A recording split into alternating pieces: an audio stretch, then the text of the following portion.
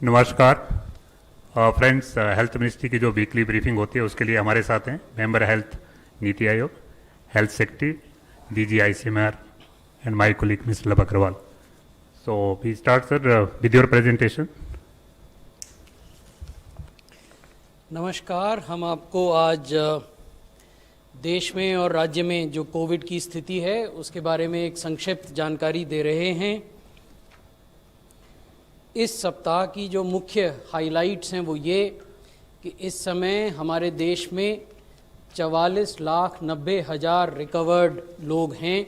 ये विश्व की सबसे बड़ी संख्या है। तो रिकवरी में हम इस समय विश्व में नंबर 1 हैं। दूसरी जो बड़ी हाइलाइट है वो ये है कि देश का जो रिकवरी रेट है वो 80% से अधिक हो चुका है आज जब हम आपसे बातें कर रहे हैं। तीसरी जो बड़ी बात है, मुख्य बात है वो ये कि पिछले 24 घंटों में 1 लाख से ज़्यादा रिकवरीज देश में दर्ज की गईं। और चौथी जो मुख्य हाइलाइट है वो ये कि अब तक हम 6.5 करोड़ टेस्ट कर चुके हैं और 12 लाख टेस्ट हमने एक दिन में किए हैं। ये पिछले शनिवार को दर्ज किए गए थे।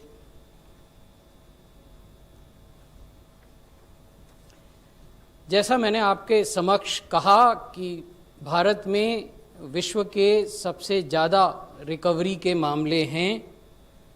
ये अन्य देशों की स्थिति है। अगर विश्व के कुल कोविड के मामले आप देखें तो उन मामलों का 22% से कुछ अधिक यूएसए में है, 17% से कुछ अधिक भारत में है, 14% से कुछ अधिक ब्राज़ील में है। रशिया, साउथ अफ्रीका और फ्रांस में 3.5, 2 और 1.5% कुल कोविड केसेस जो विश्व में हैं वो किस ढंग से बटे हुए हैं मुख्य देशों में, वो हम आपको दिखा रहे हैं। अब हम आपको बताएंगे कि रिकवरीज की क्या स्थिति है। भारत में विश्व के कुल 17.7% केसेस हैं कोविड के, जबकि विश्व की कुल रिकवरीज में भारत की हिस्सेदारी 19.5 है। यूएसए में विश्व के कोविड के केसेस के 22.4% हैं, जबकि यूएसए की भागीदारी रिकवरी में 18.6 है, जो भारत से कम है।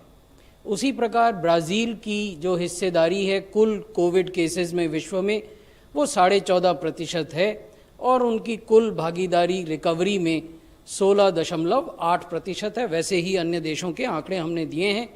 ये संतोष की बात है और ये दिखाता है कि देश ने जो स्टैंडर्ड ट्रीटमेंट प्रोटोकॉल बनाया, वैज्ञानिकों के इनपुट्स के आधार पर, ट्रीटिंग डॉक्टर्स के इनपुट्स के आधार पर, डिफरेंट स्टेक होल्डर्स से विमर्श कर और उस स्टैंडर्ड ट्रीटमेंट प्रोटोकॉल का जो पालन किया विभिन्न राज्य सरकारों ने और संघ शासित क्षेत्रों की सरकारों ने, उसका रिजल्ट आया है।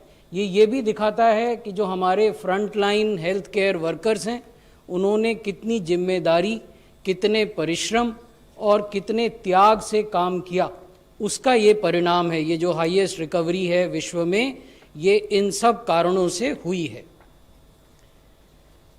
एक मुख्य कारण ये भी है कि हम केसेस को पहले डिटेक्ट कर पाए हैं।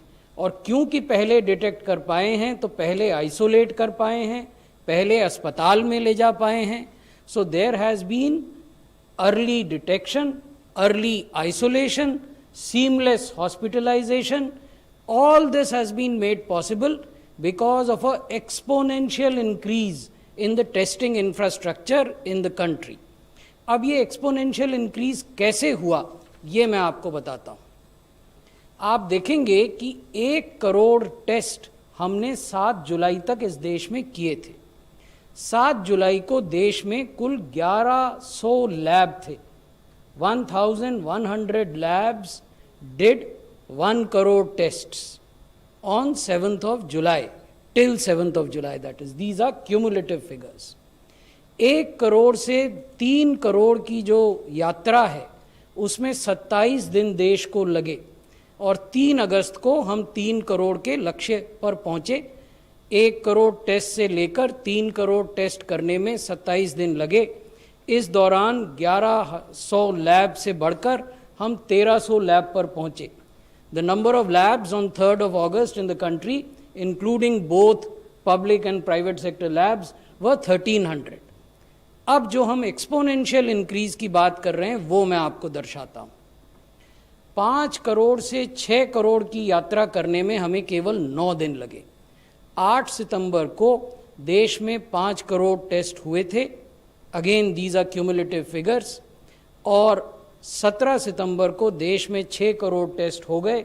आज जब हम आपसे बात कर रहे हैं तो 6 करोड़ 50 लाख टेस्ट हुए हैं। आज देश में 1776 लैब हैं, 1776 labs, both in the public and private sector. This is a huge achievement, and a substantial amount of credit for this achievement goes to the leadership shown by ICMR and the prompt participation in testing by the private sector labs in this country.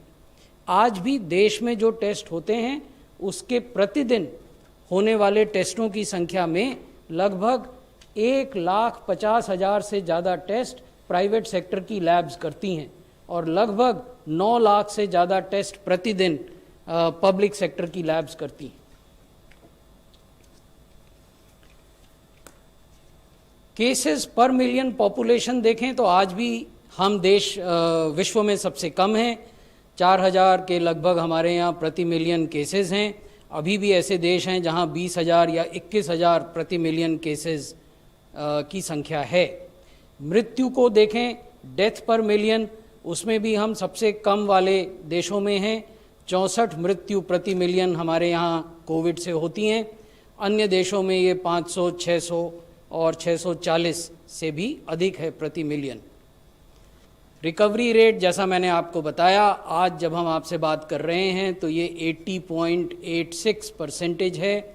मई में ये 27% था, फिर जुलाई में बढ़कर 63% हुआ और आज ये 80.86% है। ये एक महत्वपूर्ण तथ्य है जिसकी ओर मैं आपका ध्यान आकृष्ट करना चाहूँगा। अगर हम पिछले 4 दिनों के आंकड़ों को देखें तो लगातार 4 दिन हमारे यहाँ जो रिकवरीज हुई देश में वो नए केसेस की तुलना में अधिक हुई। This kind of successive increase in recoveries over new cases has not been seen in the country since मई महीने के बाद पहली बार ऐसा हो रहा है, जबकि हर दिन होने वाली रिकवरीज हर दिन होने वाले नए केसेस के मुकाबले अधिक हैं। आप देखेंगे 19 सितंबर को 93,000 के लगभग नए केसेस हुए और 95,000 से अधिक रिकवरीज हुई। 20 सितंबर को 92,000 से कुछ अधिक नए केसेस हुए, 94,000 रिकवरीज हुई। 21 सितंबर को 86,000 से कुछ अधिक केसेस हुए और 93,000 रिकवरीज हुई। उसी प्रकार 22 सितंबर को 75,000 केसेस हुए और 1 लाख से अधिक रिकवरीज हुई। कुछ मित्र ये सुझाव देते हैं कि ऐसा इसलिए हो रहा है संभवतः कि हम टेस्ट कम कर रहे हैं, राज्य टेस्ट कम कर रहे हैं। मैं इस आशंका को भी निर्मूल करना चाहता हूँ। These kind of doubts are absolutely without any foundation. Why am I saying this? On 19th of September, the total number of tests done in this country was 8,81,000. 8,81,000 से ज़्यादा आपने टेस्ट किए, आपको 93,000 नए केस मिले। 20 सितंबर को इस देश में 12,06,000 टेस्ट हुए। The country tested 12,06,000 samples and only 92,000 positive cases were found. So therefore, it cannot be said that the testing has come down, therefore these figures are showing something that is not as per the reality. 22 सितंबर को 9,33,000 test हुए, 9,33,185 tests across the country. 9,33,185 test करने के बाद 75,083 नए मामले मिले। तो ये तथ्य नहीं है कि टेस्ट कम हो रहे हैं। हालांकि हम आपको ये भी बताएंगे, जैसा मैं पहले कहता हूँ, कि हम न केवल प्रतिदिन होने वाले टेस्ट्स को देखते हैं और उनका विश्लेषण करते हैं, हम वीकली टेस्ट्स का भी विश्लेषण करते हैं और हम फोर्टनाइटली और मंथली प्रत्येक राज्य में जो टेस्ट हो रहे हैं उनका भी विश्लेषण करते हैं। वो आंकड़े अलग से हम आपसे साझा करेंगे।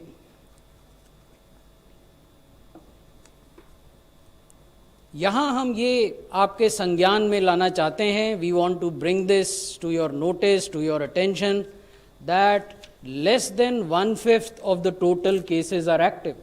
At times we get swayed by the narrative that India has more than 50 lakh cases, but what we fail to realize is that 44,97,000, that is almost 45 lakh people have recovered.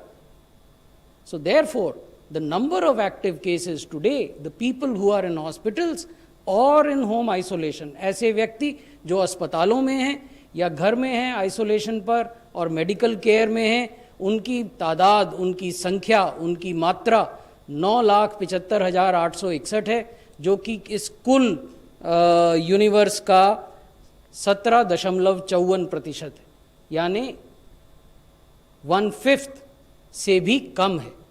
तो ये तथ्य भी हम आपके समक्ष स्पष्ट करना चाहते थे। अब कुछ राज्यों की बात करते हैं। जो बड़े राज्य हैं संख्या के आधार पर प्रतिदिन ये जो नए मामले आते हैं, ये कुछ राज्यों में केंद्रित है। तो मैं आपको 7 राज्यों की कहानी पिछले 5 सप्ताहों में कैसे बदली है या किस तरह से आगे बढ़ रही है। सबसे पहले महाराष्ट्र की बात करते हैं। ये लगभग 1 महीने का पीरियड हम आपको दिखा रहे हैं, से कुछ अधिक 5 हफ्ते का पीरियड है।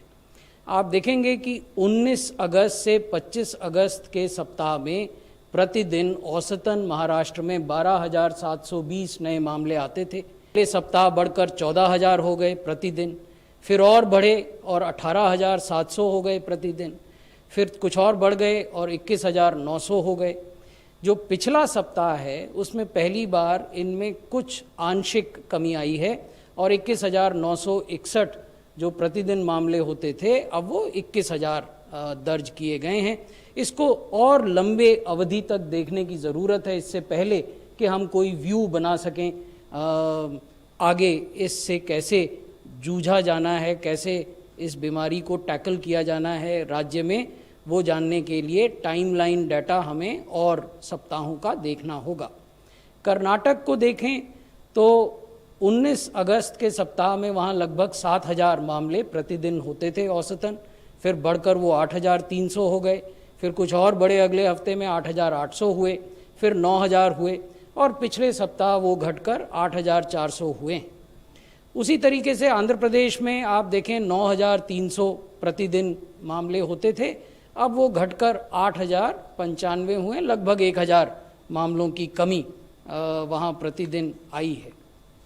उत्तर प्रदेश में आप देखेंगे कि पहले 4 सप्ताहों में, जो सप्ताह हम आपको यहाँ दिखा रहे हैं, उनमें लगातार मामले बढ़ रहे थे। प्रतिदिन औसत मामलों की संख्या 4,800 से बढ़कर 6,400 तक पहुँची। पिछले सप्ताह उनमें कुछ बहुत आंशिक गिरावट हुई है, इसको और लंबी अवधि तक देखने की आवश्यकता है। तमिलनाडु में जरूर मामलों में कुछ निरंतरता के साथ कमी आई है। There is a sustained decline in Tamil Nadu, although it is incremental. It has happened week after week. आप देखेंगे कि 2 सितंबर वाले सप्ताह में 5,800 मामले प्रतिदिन आते थे, 9 सितंबर के सप्ताह में ये गिरकर 5,600 हो गए, फिर ये फर्दर और नीचे डिक्लाइन करके 5,500 हुए हैं पिछले सप्ताह। दिल्ली की बात करें तो दिल्ली में अप्रत्याशित रूप से मामले बढ़े हैं। 1,300 मामले 19 अगस्त वाले सप्ताह में प्रतिदिन औसतन होते थे, फिर वो बढ़े और 1,700 हो गए प्रतिदिन, फिर और बढ़े 2,600 हुए, फिर 4,000 भी हुए, 4,000 से कुछ अधिक भी हो गए थे, हम तो औसत आपको दिखा रहे हैं। और पिछले सप्ताह ये घटे हैं, 3,960 हुए हैं। इसको भी अधिक समय तक देखने की आवश्यकता है। वेस्ट बंगाल में 3,180 के लगभग ये अगस्त के सप्ताह में थे और अभी पिछले सप्ताह में ये लगभग 3100 हैं। तो ये हमने आपको राज्यों की स्थिति बताई, क्योंकि देश के आंकड़े जब हम देखते हैं तो कई बार जो ग्रैनुलर डिटेल्स हैं, किस राज्य में क्या हो रहा है, किस यूनियन टेरिटरी में क्या हो रहा है, उस पर ध्यान नहीं जाता है, तो वो बताना भी आवश्यक था। बहुत बहुत धन्यवाद। धन्यवाद सर। मैं रिक्वेस्ट करता हूँ मेंबर नीति आयोग से, सर आप कुछ बोलना चाहिए sir. Thank you.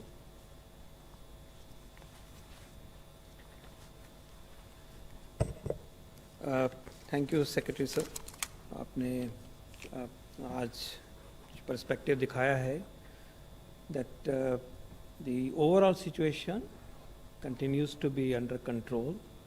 The numbers are large, but the country is facing this battle effectively, and we can see signs of control by way of recovery rates, by way of sustained low mortality rate, and our continuing quest for optimum testing.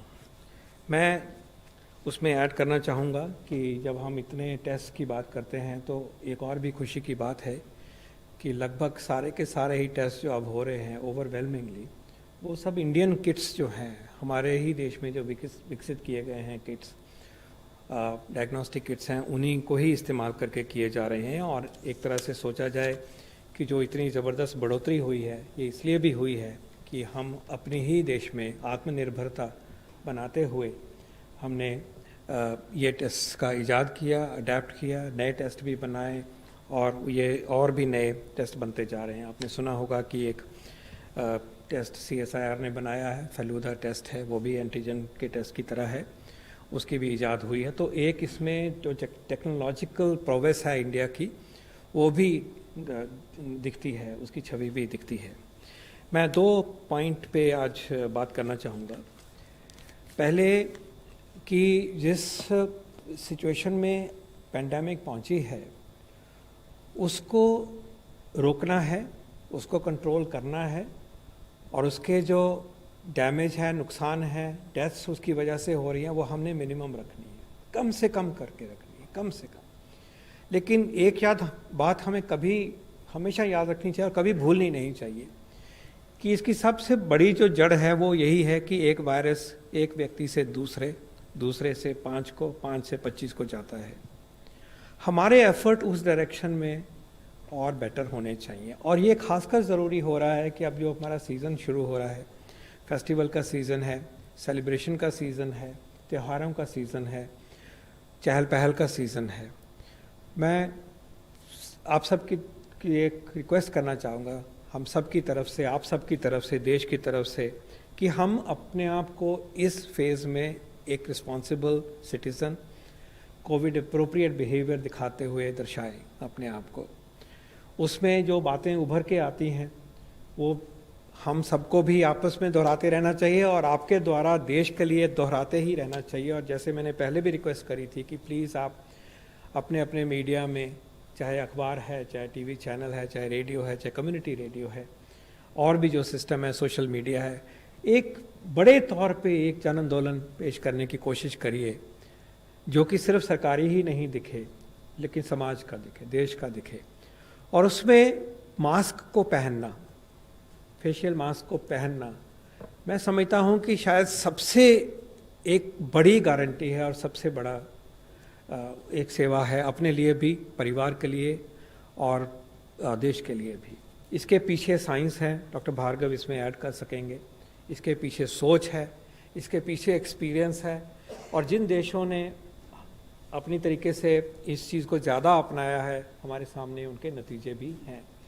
दिखाई दे रहा है कि इसकी जो mask को अपनाने की जो हमारी प्रवृत्ति है वो थोड़ी ढील हो रही है, बीच बीच में कभी ज़्यादा कभी कम।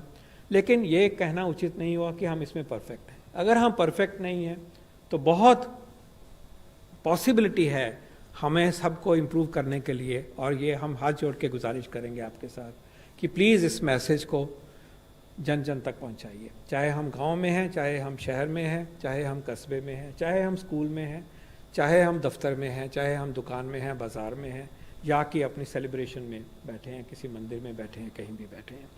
तो मास्क को यूनिवर्सल करना है, 100% लोगों को मास्क पहनना है। इसकी तरफ प्लीज़, और इस माहौल में जब हमारी लड़ाई इस पैंडेमिक के साथ एक अलग डायमेंशन पे पहुंच गई है, और जब तक हमारे पास कोविड का वैक्सीन नहीं मिलता, ये सोशल वैक्सीन ही हमें और आगे हमें बचाएगा, क्योंकि अब नंबर्स बड़े हैं। इसका मतलब कि इन्फेक्टेड लोग ज़्यादा हैं, इसका मतलब ये भी है कि इन्फेक्टेड लोग और लोगों को भी इन्फेक्टिंग ज़्यादा करेंगे। तो इस सिचुएशन में जिसमें हम पैंडेमिक आज हमारे देश में पहुंच गई है, और ये भी फैक्ट है कि हम में से लगभग अभी भी 80% 85% हम ससेप्टेबल हैं, लगभग उस दशा में, तो ये औरों को पकड़ेगा ही पकड़ेगा। तो इसमें प्लीज़ जो एक गारंटी है हमारे पास अपने आप को बचाने की, वो मास्क है, उसको अपनाइए, उसको बढ़ाइए। और साइंस ये भी कहती है, एस्टिमेट्स ये भी कहते हैं कि इससे जो रोक लगा सकते हैं हम पैंडेमिक के केसेस की 36% से 50% तक हम इसमें पकड़ ला सकते हैं, रिड्यूस कर सकते हैं, सबकी जान बचा सकते हैं, मिजरी को बचा सकते हैं, पैनिक को बचा सकते हैं। तो ये मेरी एक रिक्वेस्ट है, इंडियंस प्लीज़ वेयर मास्क, इसको आप आगे बढ़ाइए। इसी के साथ में याद दिलाना चाहूँगा कि जो हमारे बाकी रूल्स हैं सोशल डिस्टेंसिंग के, वायरस से बचने के, उसमें 2 गज की दूरी की बात है, और वो दूरी सिर्फ जब बैठते हैं तो ही ज़रूरी नहीं है, जब हम बाज़ार में हैं तब भी ज़रूरी है, बस में हैं तब भी ज़रूरी है, दफ्तर में है तब भी ज़रूरी है। उसको अपनाना बहुत बहुत ज़रूरी है हमारे सब के लिए। फेस्टिवल के सीज़न में जब भी हम ग्रुप में बैठेंगे, इकट्ठे बैठेंगे, वायरस स्प्रेड होने के चांस बढ़ेंगे ही बढ़ेंगे। ये एक उसकी नेचर है, ये पैंडेमिक का एक बेसिक रूल है। तो लार्ज गैदरिंग्स, इकट्ठ बड़ा करना ठीक नहीं है, उसके बिना ही हमें इस बारी अपनी फेस्टिविटीज़ को, त्योहारों को मनाना होगा। ये हमारे लिए ठीक नहीं है। इसकी वजह से बहुत डेंजरस सिचुएशन भी उभर के आ सकती है। जब इकट्ठे होंगे तो एक एक्सप्लोसिव सिचुएशन भी आ सकती है, और उसका हमें नुकसान हमें अपने समाज, अपनी फैमिली में बर्दाश्त करना पड़ेगा, जो कि हम अच्छी तरह से अपने आप को बचा सकते हैं। मास्क पहनेंगे, दूरी बनाएंगे, इकट्ठा नहीं करेंगे, थूकेंगे नहीं, हाथ को साफ रखेंगे, तो हम बहुत हद तक इसमें हम कंट्रोल कर पाएंगे। इसकी ज़रूरत अगर किसी टाइम पे हम सबको थी, तो आज एक वो मौका है कि जिसमें इस सिचुएशन में हमारे पेंडेमिक के नंबर हैं कि आज वो ज़रूरत बहुत बहुत ज़्यादा हो गई है। शायद ऐसा दिन जिसमें ये ज़रूरत महसूस अगर करी जाए तो आज का दिन वो है। अगला महीना जो है वो है, अगले 2 महीने 3 महीने पर्टिकुलरली हैं। इसके साथ ही हमें याद रखना है कि हमने अपने बुज़ुर्गों को और भी प्रिकॉशन से रखना है, उनको बचाना है, उनकी देखभाल करनी है, और एंड में ये भी ख्याल रखना है कि आयुर्वेद के प्रोडक्ट्स जो हैं, जिनको कि हमारे आयुष मंत्रालय ने प्रचलित किया है, बचाव के प्रोडक्ट्स जो हैं, हल्दी में दूध की बात है, चाहे काढ़ा की बात है, च्यवनप्राश की बात है, उन सब चीज़ों को भी हमने अपनाना है, और योग को भी अपनाना है। इससे हमारी इम्यूनिटी बेटर होती है, अच्छी खुराक से बेटर होती है, अपने आप को चुस्त रख के अच्छी नींद से होती है, अच्छा खाना खाने से होती है। लेकिन आयुर्वेद हमें यह भी प्रदान करता है, जो इम्यूनिटी बूस्टिंग हमारे प्रोडक्ट्स हैं, वेल नोन है, और आयुष मंत्रालय ने उनको आपके सामने प्रस्तुत किया है। उनमें च्यवनप्राश है, हल्दी दूध में मिलाने की बात है, और इसी तरह से काढ़ा की बात है।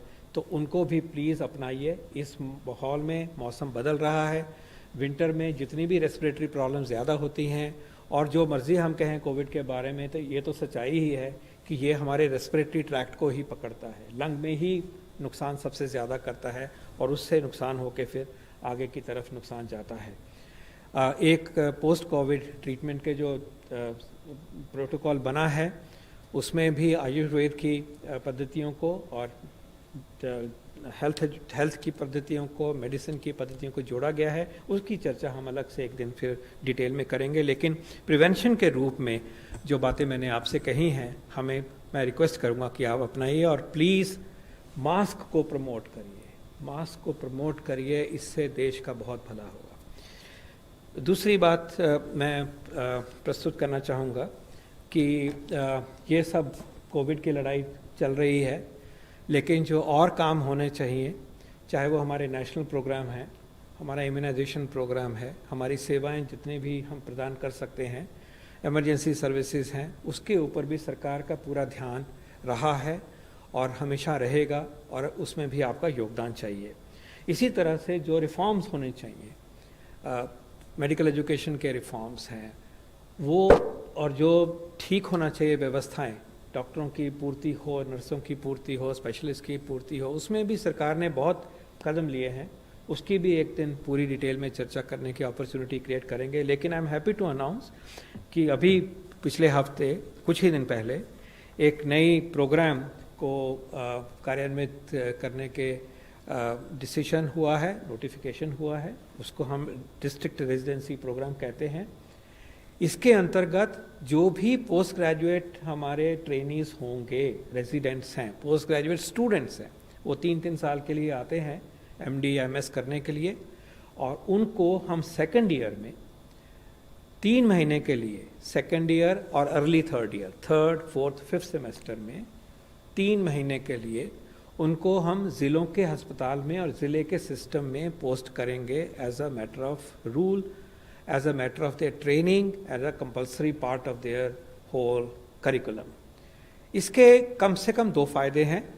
पहली बात तो है कि जब मैं ट्रेनिंग वहाँ लेता हूँ जहाँ मुझे सेवा करनी है, डिस्ट्रिक्ट हॉस्पिटल हमारी स्पेशलिटी की केयर की हब है पब्लिक सेक्टर पे, स्पेशलिटी हमारी वहाँ एंकर्ड है, और डिस्ट्रिक्ट हॉस्पिटल से हमारा मतलब है कि 100 बेड से ज़्यादा हॉस्पिटल जिसमें कि वो स्पेशलिटी हो, तो वही क्लोजेस्ट टू द पीपल है स्पेशलिटी केयर, तो वही हमारी कर्मभूमि है।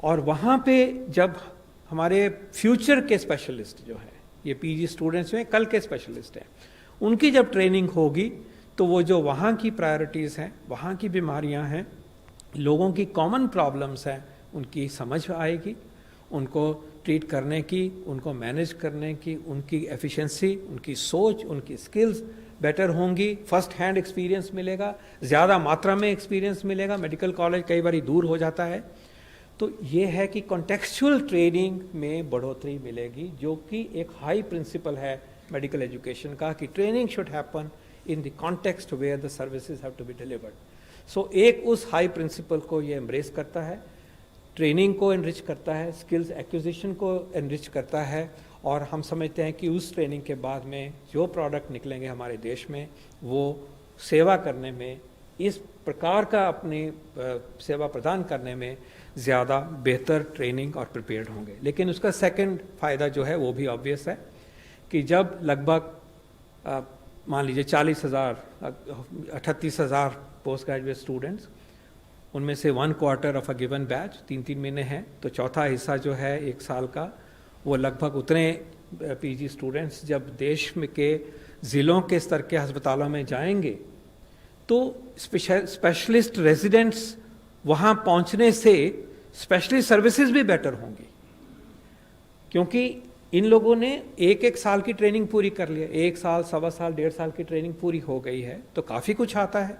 और वहाँ के स्पेशलिस्ट के साथ जुड़ के जो वहाँ काम हो रहा है उसमें बढ़ोतरी होगी। ऑपरेशन हो रहे हैं तो ज़्यादा हो सकते हैं, मेडिसिन हो रहा है तो अच्छा क्लिनिक चलेगा, डायबिटीज़ भी देखी जाएगी, अच्छा OPD चलेगा, नाइट सर्विसेज बेटर होंगी, इमरजेंसी कॉल्स बेटर होगी, इसमें बढ़ोतरी मिलेगी। और जो कम्युनिटी मेडिसिन के डॉक्टर साहब PG जाएंगे, वो जो नेशनल प्रोग्राम होंगे उसमें योगदान करेंगे, फील्ड में जाएंगे, ऐसा हमने सोचा है।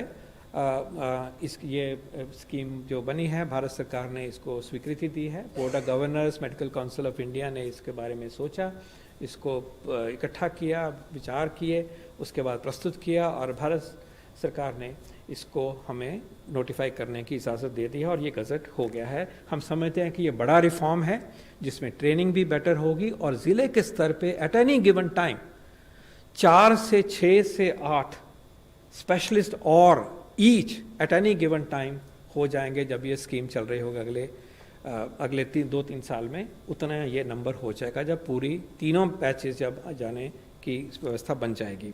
ये स्कीम जो पोस्ट ग्रेजुएट्स इस साल आएंगे, नीट के बाद जो अब ज्वाइन कर रहे हैं, उस बैच से लागू होगी, और पहले बैचेस जो हैं वो अगले साल इन्हीं दिनों में ये इन प्लेसेस में जाने शुरू होंगे। तो we feel it is a win win scheme.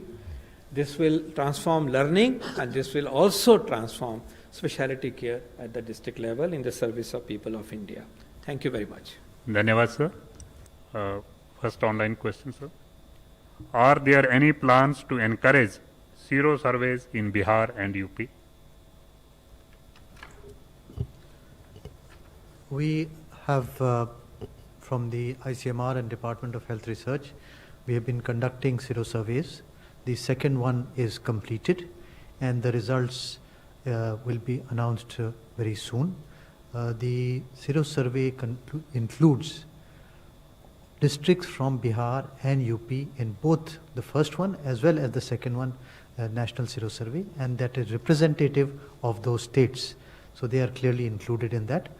This does not mean that various cities cannot start their sero-survey, and all cities and districts are encouraged to start their state-level sero-survey in different states as well. 99. मेरा सवाल है mister Bhushan से sir I am a senior journalist basically I am from Maharashtra though I stay in Delhi sir knows Please Sir, ask your question. Yes. I am what Please ask your question. Yeah. My question is, sir, is there recently the cases are increased? I'm talking about Maharashtra. Maharashtra's lack of basic facilities. People are scared to go to the quarantine centers and very bad infrastructure, no expertise. So cases are increasing and government, local, there is a blame game. I spoke to even Harshvardhanji also personally, long time, that Okay, people I are think- blaming that there is lack of cooperation between the state and central government. Is it true? Point noted. Because no central team is going in Pune, they are demanding everywhere. Okay, that's all. So please just. You asked multiple questions. I'll try to answer them without, analyzing what you said, because it's much better to restrict oneself to facts. Number one was whether cases are increasing in Maharashtra. Yes. However, it's a qualified yes, because I just showed you week on week, last week, cases have actually decreased in Maharashtra. But since Maharashtra started with a bigger base of cases, so therefore that effect will remain. Another question you asked was whether facilities are adequate. We have reason to believe that most of the districts in Maharashtra have adequate facilities. Whether there is coordination between the state government and central government, yes, there is. Not only is there coordination between state and central government, the central teams have visited Mumbai and various other places in Maharashtra at least 5 times. My colleague Love Agarwal, Joint Secretary in the Ministry, himself led at least 3 of those 5 teams. So there is rapid and frequent exchange of assistance, technical assistance. In addition, we have also been providing the PPEs, N95 masks, hydroxychloroquine, ventilators, and other help to the state government. Sir, number 6. So you showed the status of 7 states. I want to know what is happening in Punjab. Punjab has slipped to the bottom of the case fatality ratio list in the country. And it is also one of the states that is going to be a part of the review tomorrow. So what is happening there in Punjab? What has gone wrong? How has it slipped so much? You see, we have to realize that it's not a blame game. So neither are we pointing fingers at specific states or UTs, nor are they pointing a finger at us. So rather than asking what has gone wrong, we should be asking which are the areas where efforts combined both of the union government and of the state government can be strengthened. Coming to Punjab, one area where efforts need to be put in with renewed vigor is the area of testing, increasing the testing, and also a corollary of that is trying to catch those people who are symptomatic negative in rapid antigen tests and ensuring that they are administered RT-PCR test. We repeatedly have brought it to the notice of all states, including Punjab, that you cannot chase the virus until and unless you catch the missing people. If you let the missing people go missing, then virus would be chasing you rather than you chasing the virus. So this is the second area. तो मैंने दो आपके सामने निवेदन किए, एक testing को और अधिक बढ़ाने की आवश्यकता है, उसके लिए हम राज्य सरकार से सहयोग कर रहे हैं। दूसरा, जो लक्षण वाले नेगेटिव लोग हैं रैपिड एंटीजन टेस्ट में, उनका आरटीपीसीआर टेस्ट हो जाए, ताकि अगर उन्हें आइसोलेट करने की ज़रूरत हो, अस्पताल में ले जाने की ज़रूरत हो, तो वो हो सके। क्योंकि अगर आप उनको नहीं आइडेंटिफाई करते हैं तो वो समुदाय में घूमकर संक्रमण फैलाते हैं। तीसरी जो महत्वपूर्ण बात है वो ये है, जो हमने दिल्ली में भी की थी, और डॉक्टर पॉल की अध्यक्षता में एक ग्रुप था जिसने वो रणनीति बनाई थी, स्ट्रैटेजी पेपर दिल्ली के लिए बनाया था, जिसका बड़ा बखूबी अमल हुआ था जून और जुलाई के महीने में दिल्ली में। अस्पतालों में जो बेड बढ़ाए गए हैं उसकी जानकारी आम जनता को होनी चाहिए। The information of augmented hospital facilities must be proactively put in public domain so that there is a feeling of confidence that if I go to the hospital, I'll get a bed. अगर मैं अस्पताल में जाऊंगा तो मुझे दाखिला मिल जाएगा। इसमें राज्य सरकार की बहुत बड़ी भूमिका है। तो ये तीन बड़े क्षेत्र हैं जिसमें हमें लगता है कार्य करने को की ज़रूरत है, और हम राज्य सरकार का सहयोग कर रहे हैं। कुछ और क्षेत्र भी हैं जिनके बारे में अलग से हम आपको जानकारी दे देंगे। 34।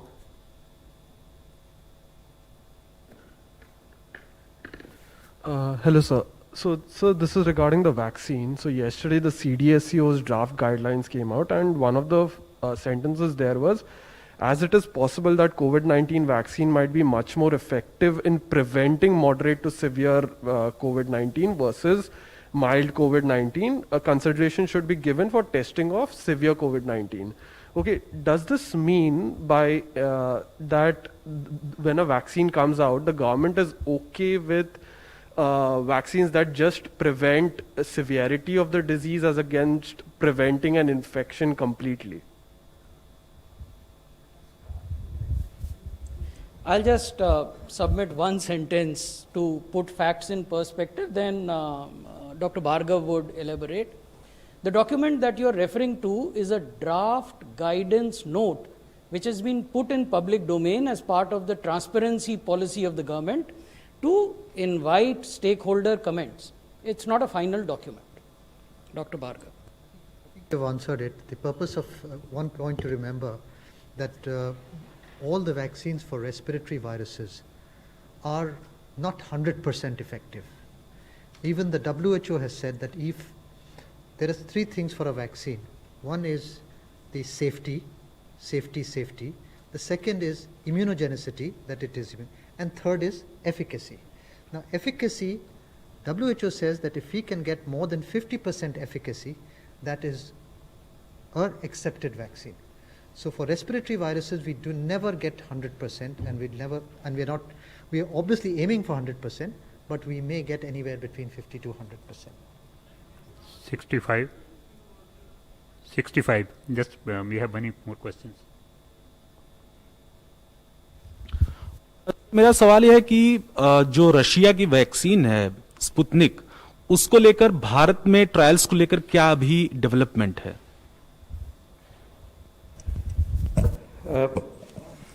जैसे इसी मंच से पहले भी एक्सप्लेन किया गया, रशियन गवर्नमेंट ने थ्रू अप्रोप्रिएट चैनल्स भारत सरकार को अप्रोच किया कि मदद की जाए, पार्टनरशिप की जाए, आगे बढ़ा जाए इकट्ठे दो डायमेंशन पे।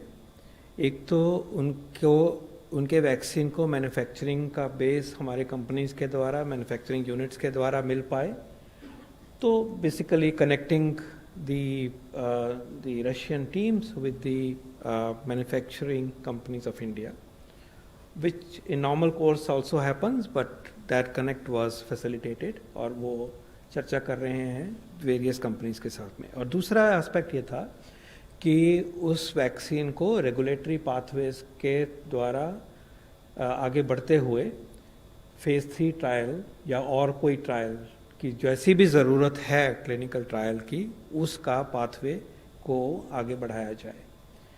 तो ये दोनों ही फ्रंट पे प्रोग्रेस हुई है और भारत सरकार ने ये कन्वे किया है कि आप अपने डॉक्यूमेंट्स के साथ में अप्लाई करिए।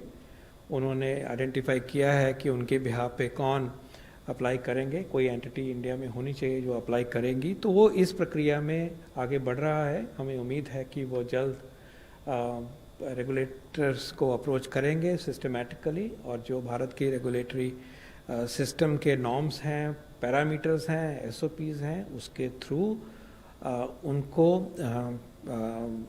वैक्सीन बनाने की देश में, और अगर वैक्सीन का क्लिनिकल ट्रायल्स होने हैं उसकी जो भी स्वीकृति मिलनी है उस पाथवे के बाद में होगी। This is work in progress.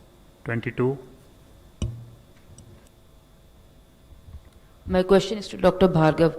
Sir, you said the second round of sero survey is also almost done and the results may be out soon. Regarding the first round of sero survey, a paper was published in IGMR, but it appeared that one part which was regarding containment zones was not published, and but the necessary information was given to the states which was required. Is it not, if at any point in time will they make the second part, will they make to any scientific journal? If not, why? And if yes, when? Just one more question. Paul sir, you talked about Russian vaccine. Just one more question. No, madam, please, just there are 3 more questions. If just, there is a possibility of EUA. Just give the mic back, yeah, sorry. See, in the sero survey, which was the first one and the second one, we have a national representative to estimate the burden. And the sampling is done for that. The part that was not included in the publication was the containment zones, which are very dynamic. They change from day to day. They change from week to week, and therefore, and a very small sample size was done in the containment zone, and the purpose of that was served by igniting the spirit of sero surveys in those larger cities, and that was the purpose of doing these in the containment zones, and that was effectively done. And you can see that New Delhi has carried out 3 sero surveys, New Delhi alone, and we have seen it in June, July, and also August end, and we are getting the results of 22%, 27%, and 33%. So that was the purpose, and therefore, once you estimate a statistical size, this will not be accepted in a publication if you add a little bit of data from a containment zone in that paper. Second last question, 11. Nitendra, DD news से sir, पिछले 10-15 दिनों से 7 से 10 ऐसे राज्य हैं जहां पर केसेस भी ज्यादा हैं, मृत्यु दर भी ज्यादा है। तो क्या ये वजह है कि आपके केंद्र के और राज्य के प्रयास करने के बावजूद मामले कम नहीं हो रहे हैं? दूसरा, चूंकि केसेस बढ़ रहे हैं, same rule applicable, just please be. Oxygen को लेकर क्या अवेलेबिलिटी है? कुछ राज्यों में नए केसेस की संख्या बढ़ रही है, वो बात एकदम सही है। हर समय कुछ न कुछ राज्य ऐसे होते हैं जहां संख्या बढ़ती है, कुछ राज्यों में घटती भी है। मैंने आपको अभी दिखाया, तमिलनाडु का उदाहरण दिया, अन्य राज्यों के भी उदाहरण दिए। जिन राज्यों में हमें ऐसा प्रतीत होता है कि उन्हें भारत सरकार की केंद्रीय टीमों की तकनीकी परामर्श की आवश्यकता है, वहाँ हम केंद्रीय दल भेजते हैं। हमारे स्तर पर भी, स्वास्थ्य मंत्रालय के स्तर पर, हम ऑलमोस्ट प्रति सप्ताह इस तरह की समीक्षात्मक बैठकें ऐसे राज्यों से और जिलों के स्तर पर भी हम समीक्षा करते हैं, और माननीय प्रधानमंत्री जी के स्तर पर भी समीक्षा होती है। एक समीक्षा बैठक तो कल ही आयोजित की जा रही है। ऑक्सीजन की जहाँ तक आपने बात की, मैंने पहले भी आप लोगों को बताया था कि देश में जो ऑक्सीजन की कुल उत्पादन होती है और जो कुल खपत है, जिसमें कि इंडस्ट्रियल खपत और मेडिकल ऑक्सीजन की खपत दोनों शामिल हैं, उसके बावजूद सफिशिएंट हेडरूम है। आवश्यकता इस बात की है कि राज्यों के स्तर पर और राज्यों में जो हेल्थ फैसिलिटीज़ हैं, यानी अस्पतालों के स्तर पर प्लानिंग की जानी है, ताकि हम आगे की सोच सकें कि 6 दिन बाद हमारी ऑक्सीजन के स्टॉक क्या होंगे। इन्वेंट्री प्लानिंग जिसको कहा जाता है, उसको हम कैसे समय रहते हुए रिप्लेनिश करें, ये कहा जाता है। एक सरकार के स्तर पर एम्पावर्ड ग्रुप की गठन की गई है, जिसमें DPIIT के सेक्रेटरी, फार्मास्यूटिकल डिपार्टमेंट के सेक्रेटरी, टेक्सटाइल मंत्रालय के सेक्रेटरी और हमारा मंत्रालय उसके अंग हैं, स्टील सेक्रेटरी, ये सब उस एम्पावर्ड ग्रुप के अंग हैं और वो राज्यों से बात करते हैं। पिछले सप्ताह हमारे 3 परामर्श राज्यों से ऑक्सीजन के बारे में हुए हैं, उसमें अनेक चीज़ें निकली हैं, अनेक निर्णय हुए हैं। मैं 5 निर्णयों की ओर आपका ध्यान आकृष्ट करता हूँ। पहला निर्णय जो इन परामर्शों से हुआ वो ये कि हम 24/7 अनरिस्ट्रिक्टेड और अनहिंडर्ड इंटर स्टेट और इंट्रा स्टेट, 2 राज्यों के बीच में और राज्य के भीतर अबाध परिवहन, unrestricted and unhindered transportation of oxygen will be permitted. That means no state government, no UT administration would put any obstructions in free movement of oxygen. ये बड़ा पहला निर्णय हुआ जिसको फिर भारत सरकार के गृह मंत्रालय ने भी दोहराया ताकि किसी के दिमाग में कोई कंफ्यूजन न रहे। दूसरा बड़ा निर्णय ये हुआ राज्यों की भागीदारी के साथ कि जो ऑक्सीजन टैंकर हैं, आपने देखा होगा वो बड़े बड़े ऑक्सीजन टैंकर होते हैं जिसमें कि 16 पहिए के ट्रक पे या उससे बड़े ट्रक पर वो परिवहन करते हैं लिक्विड ऑक्सीजन को, पॉपुलरली नोन एज LMO। तो उनको सिटी लिमिट्स में डे टाइम में भी परमिट किया जाए कि वो एंटर कर सकें और फ्रीली मूव कर सकें। अभी ये होता था इस निर्णय से पहले कि उन टैंकर्स को रोक दिया जाता था सिटी लिमिट्स के बाहर और कहा जाता था कि रात होने पर तब आप एंटर कर सकते हैं, तो उनका टर्न अराउंड टाइम इफेक्ट होता था, उससे ऑक्सीजन की जो सप्लाई चेन है उस पर प्रतिकूल प्रभाव पड़ता था। तो दूसरा निर्णय ये हुआ है। तीसरा जो महत्वपूर्ण निर्णय हुआ है वो ये कि स्वास्थ्य मंत्रालय में हमने एक अंतर मंत्रालयी इंटर मिनिस्टीरियल कंट्रोल रूम बनाया है जिसमें हमारे मंत्रालय के लोग बैठते हैं, जिसमें ड्रग्स कंट्रोलर जनरल के लोग बैठते हैं, जिसमें DPIIT के लोग बैठते हैं और जिसमें पेसो एक अन्य ऑर्गेनाइजेशन है जो सेफ्टी एस्पेक्ट्स देखता है इस प्रकार के प्रोडक्शन के, ऑक्सीजन प्रोडक्शन के, उनके लोग बैठते हैं ताकि राज्य अपनी चिंता, अपनी समस्या रियल टाइम पर इन लोगों को बता सकें और उसका निदान किया जा सके। साथ ही साथ हमने राज्यों को भी कहा है कि जिस प्रकार का कंट्रोल रूम भारत सरकार ने बनाया है वैसा राज्यों के मुख्यालय में भी होना चाहिए ताकि उनके जिलों को अगर कोई समस्या हो रही है तो वो उसकी जानकारी उनको दे सकें। चौथा जो बड़ा निर्णय हुआ है वो ये हुआ है कि माइक्रो लेवल मैनेजमेंट, जिसकी ओर मैं आपका ध्यान आकृष्ट कर रहा था, हमें ये देखना है राज्यों के स्तर पर या अस्पतालों के स्तर पर कि जो पाइपलाइन है जिससे ऑक्सीजन जा रही है उनका रखरखाव ढंग से हो रहा है कि नहीं हो रहा है। ऑक्सीजन जनरेशन प्लांट्स हैं कुछ अस्पतालों के, उनका रखरखाव ढंग से हो रहा है कि नहीं हो रहा है। क्रायोजेनिक टैंक्स हैं, उनमें भी ऑक्सीजन स्टोर की जाती है, उनकी क्या स्थिति है। हम आने वाले समय में कितनी डिमांड ऑक्सीजन की प्रोजेक्ट कर रहे हैं उस अस्पताल के लिए या उस जिले के लिए, और हम रैशनल यूज ऑफ ऑक्सीजन कर रहे हैं कि नहीं कर रहे हैं। इन सब मामलों में माइक्रो लेवल प्लानिंग जिले बनाएं, ये चौथा निर्णय था। और जो पांचवा निर्णय हुआ है, राज्य सरकारों को हमने ये परामर्श दिया है कि ऑक्सीजन की होर्डिंग और ऑक्सीजन की ओवरचार्जिंग पर निगरानी रखें और अगर ऐसे मामले आते हैं तो उनके खिलाफ कानूनी कार्रवाई करें। Last question number 10।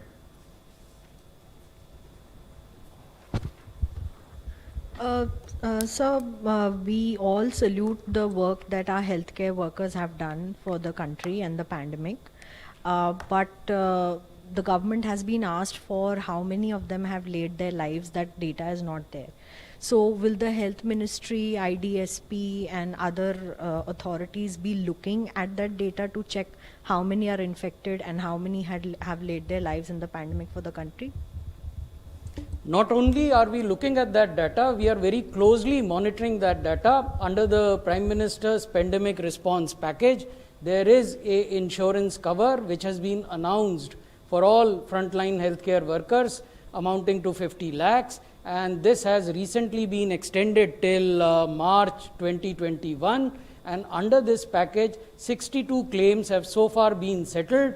There are more than 130 claims which are being processed by the New India Assurance Company, which is the company which is looking into these insurance claims, and there are roughly 50 odd claims which are yet to come from the states. So it's not as if we are not monitoring the numbers. I think I just want to emphasize the point that Dr. Paul has said about wearing masks, and I wish to congratulate all you reporters. I have seen every single one of you wearing a mask throughout this session, so congratulations for that, and please convey this message to all. Thank you very much, sir. Thank you, friends.